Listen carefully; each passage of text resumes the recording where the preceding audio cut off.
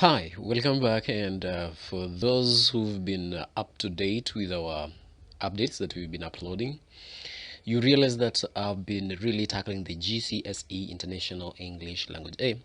And I'm done with that one for a couple of, let's say, 2 or 3 weeks. And then I'll be venturing into K.C.S.E English Literature and especially the new set books in town. And we're going to start with The Fathers of Nation by Paul B. Viter.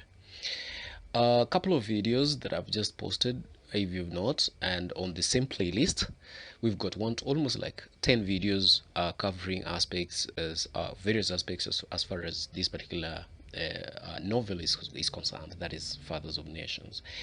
And today I've prepared a comprehensive guide, a synopsis, and a plot summary of a few items that we'll be surveying, looking on the service before we get into the details.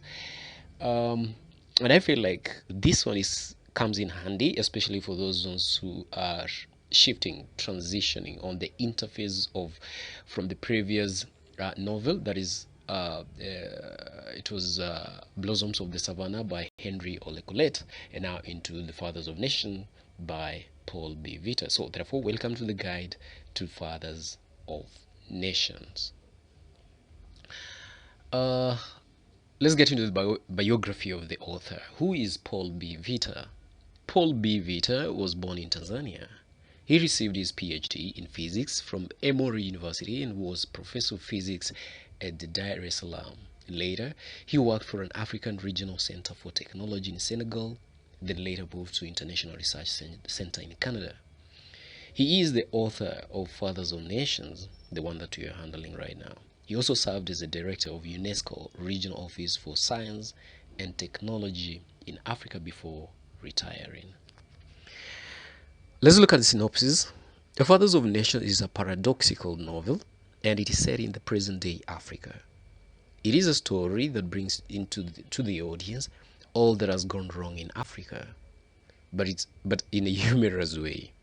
The continent is depicted as a valuable place that lacks a sense of direction. Most of the leaders have made their people voiceless, rendering them silent as they continuously destroy their livelihoods. The plot revolves around the lives of 4 men from different parts of Africa. Amid their various misfortunes, the men get together to try and make a change. They want African heads of state to ratify a document that could transform the continent's economic fortunes. These 4 men have suffered under unmanageable political systems in their respective countries. Each bears a grudge against the system and has a reason for wanting it to change. They represent the values of humanity, empathy, and vulnerability. Professor Karanja Kimani has lost his wife to a former university colleague and now turned politician. His only daughter dies in a fatal accident in Nairobi. Pastor Chineke, on his part, is a fierce man. His insistence on government accountability earns him days in jail. He is also prohibited from preaching. Dr. Abiola Afolabi is ditched by his American wife. He advises African heads of state but detests, offering theoretical solutions. The last character is Ngobile Melusi, is projected as a failed politician. He finds himself on the wrong side of the political divide after independence. Let's look at the analysis of the themes in The Fathers of Nations. Symbolism. In this book, it is enough to make you sit back and, of course, marvel at how Africans have accepted the state of affairs. It's an enjoyable read, and above all, it speaks to the frustrations that we still experience in Africa and a corrupt leadership. Below us, there's some of the themes, of course, in The Fathers of Nations. 1. Leadership crisis. Poor leadership is one of the main themes in the novel. African leaders are portrayed as people who cannot give a sense of direction to their countries. Instead, they are shown as flawed human beings who cannot rise to the challenge of their times. There are people experimenting with various ideological positions originate from different places rather, that is. In the book, two groups develop two development agendas referred to as Path Alpha and Way Omega. The book goes ahead to portray how dysfunctional most African countries are.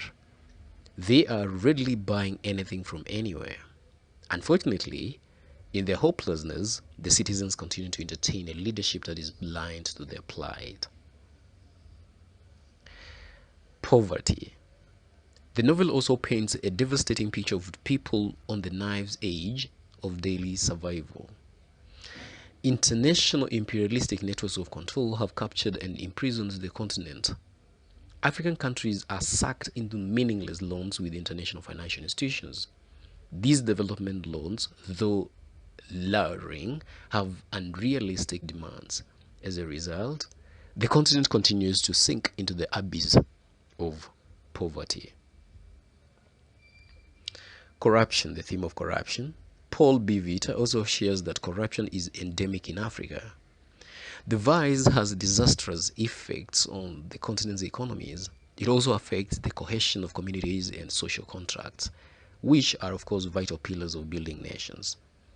Wars and organized criminal networks distracted the developments of some countries. The networks control all the political powers and economic opportunities. Betrayal. The image readers also get on African leaders is that of coalition confused and manipulated people. They have suppressed the voices of the civilians, who are mere spectators as leaders destroy the sources of livelihood. The book is a bold portrayal of post-colonial African countries. It is a continent where the most land are impoverished because society doesn't value knowledge. Instead, it cherishes ignorance. Quickly, let's look at the setting. Paul B. Vita, the author of The Fathers of Nations, focused on two ideological standpoints advocated by the two rivals. One group has produced the development agenda, which refers to as Path Alpha, while the other group has come up with another ideological position called Way Omega. The novel therefore talks about the dysfunctional post-colonial state of African states indeed. In this picture, millions of people on the knife's edge of daily survival. Some countries are beset by wars and the organized criminal networks that control all the political power and economic opportunities. International corruption has misrepresented the facts to the continent and imprisons the people from speaking. African countries are easily sunk into meaningless engagement with the international financial institutions that importunate them even further. The tragic event that happens on the continent bears a deep-seated leadership crisis. Many African leaders have shown flawed human beings who would act the way a leader to rise to the other challenge of time.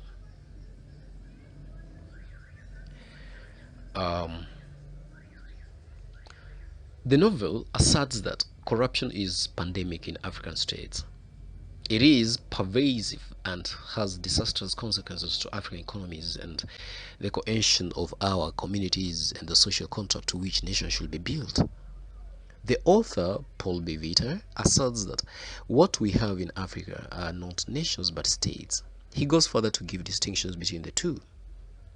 The crisis in Zimbabwe, to the Nigerian ethnic divide, to the tragedy of the Democratic Republic of Congo, that's the DRC.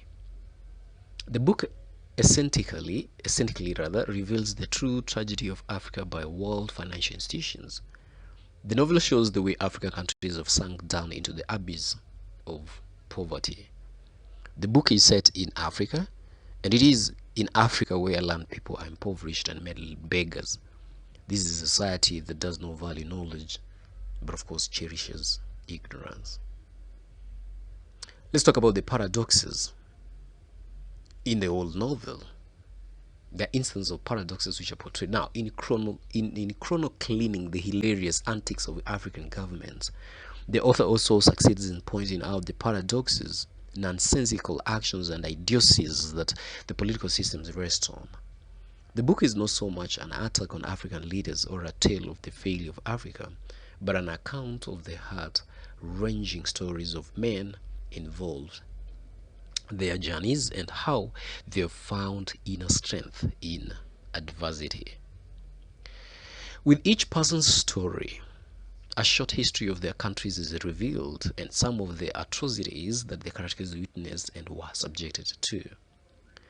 The reader sees the similarities in the political failings of each country, but while one could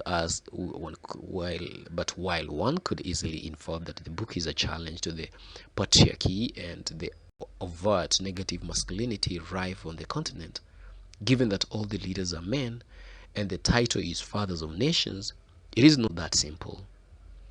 It does not simply say that men are the problem in Africa, seeing how it gives us different accounts of masculinity. It has the air of the biblical allegory of how the cornerstone that the continent rejected became vital to its building. Vita's dexterity and turn of phrase evokes humor and brings the story alive. It is narrated with a light, jaunty air. There is a blithe, devil-may-care candor and irrelevance. 49 foreign heads of state were in Bangul for the summit. All looked happy, and why not? Had they not escaped from the troublemakers in their home countries? Another theme that comes out very clear in the novel is the mistrustful neighbors. Kenya, Tanzania, and Uganda, a triumvirate of mutually mistrustful neighbors, better at killing institutions that they've established jointly than at nurturing them, had just killed an interterritorial university that they had founded together only a few years earlier. Reads a passage in the book. Beyond the book's aesthetic merit, it sets itself apart by delving into the fate of Africa, explaining why it is where it is today and what can be done to take it forward. The story ends rather sweetly, leaving just enough suspense to wonder what happens next. Fathers of Nations sets itself apart by providing new vivid metaphors for the situation in Africa. Stay put for diving deep into this novel itself. Remember, this is just a scratch of the iceberg. We haven't really gone into it, including the use of language, themes as they're coming out, and various aspects, character and character traits. We're going to be looking into that one, and that is in our next maybe video episode that we're going to conduct very soon. But this is just also the beginning, and also coupling up with those other videos that I've already posted earlier. We're trying to look into the novel at a survey. We're trying to look at a review of it generally, and that obviously is the first thing that you need to do whenever you're getting into the novel. I mean, into the reading of a new novel, and especially this one that we are going through right now.